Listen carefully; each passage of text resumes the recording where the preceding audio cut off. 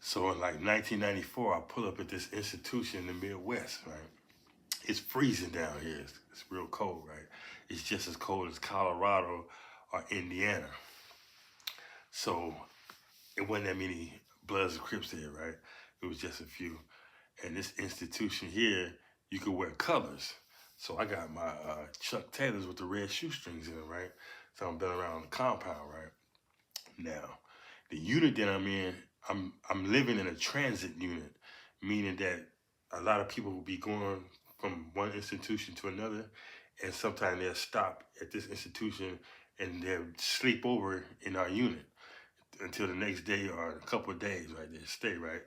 You can interact with them only through the doors. They can't come out and be physically kicking and talking with y'all because they're on different levels. Some guys are going to the penitentiary and some guys are going to a low level institution or a camp.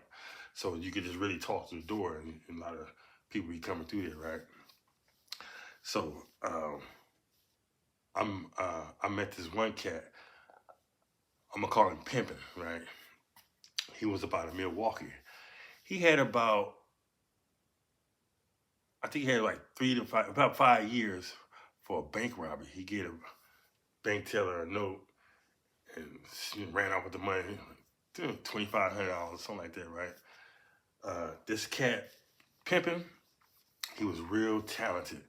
He could play the drums, he can sing, rap, play basketball, box, play the guitar, keyboard. He was vicious in that music area department. I'm talking this dude. He'll play the guitar on Prince level, no exaggeration.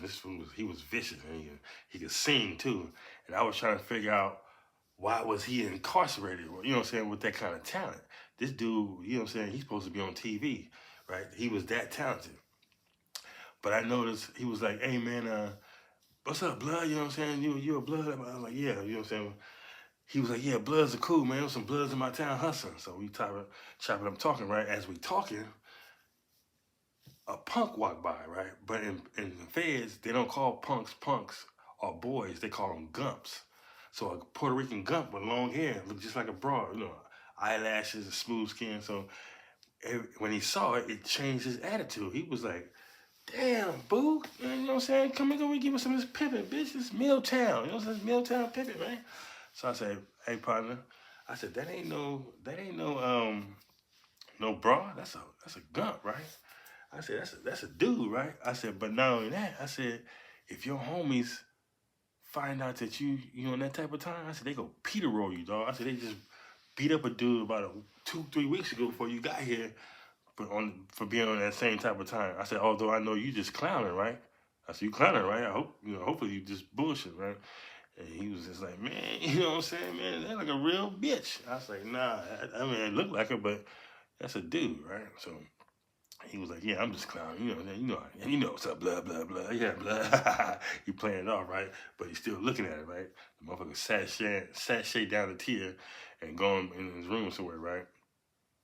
So boom, his homies come over there.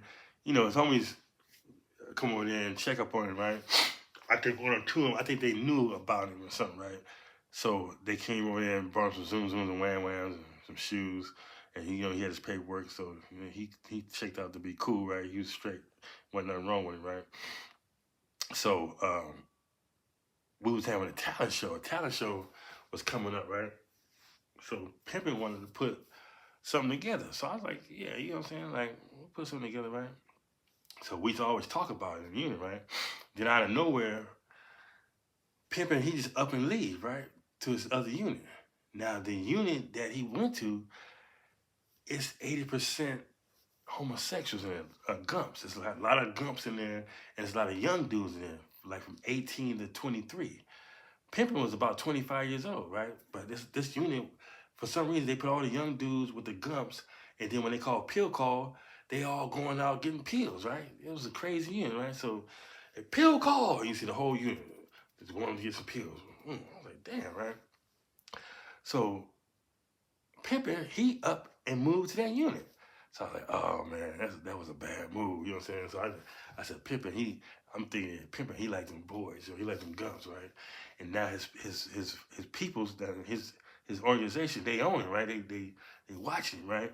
Because somebody knew him from the street, and it was kind of like, I think they was a little jealous of him because, you know, he all around, like, he a fly dude, right? He's real talented, so somebody knew him from the street. It was kind of like watching him because I think they already knew from the street that he was down low or something, right?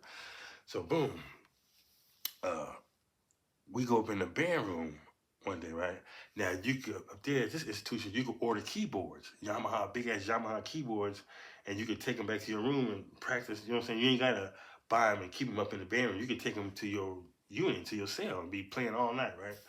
So we up in the band room one day, right? Me, Pimping, and then a couple other dudes up in there, right? So we trying to see what we gonna do for the talent show, right? So his homeboys, they're outside the band room, just peeking in the window occasionally, right? And it's a pool tables in the area that they stand in, right? So they looking through the window and they talking, you know what I'm saying? A couple of them talking. So I'm sitting by the drums, you know what I'm saying, against the wall. I play the drums. So Pimpin', he like to play Don't Disturb This Groove. Dum dum dum dum dum dum. Lock the door and turn that phone off. Dum dum. I'm so into you. That fool can go, right? I'm talking this fool play the guitar like on Prince level, right? Right. So they close the move, right? Boom. We see this the little Puerto Rican punk that was in the unit, the one that got his attention that time, right? Come up in the band room. Boom. So motherfucker sit down, but I'm thinking just watching Pimpin'. So I said, Pimpin', you know, that's Pimpin' Boot thing. He been doing something with this cat because now he's up here in the band room with us, right? So he telling me, you go sing? So Pimpin' asked the little Puerto Rican, you go sing? Yeah, I'm gonna sing. Yeah. So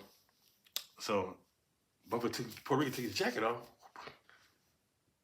They give him the mic. Boom. They give him the mic, right? So I'm trying to figure out what they go sing, right? What they go do in the talent show, right? So my man, he like, man, what that motherfucker, you know what I'm saying? Because he really didn't want to play, and you know, he didn't want to be a part of that, right? Didn't nobody. So I was like, right? So we was trying to figure out what was going on, right?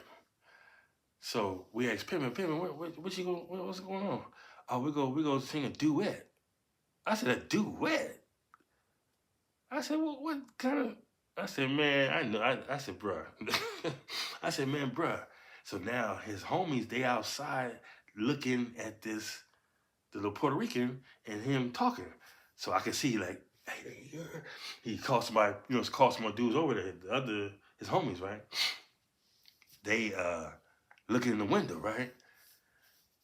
So Pimpin' played the intro to the song that they gonna sing, the duet.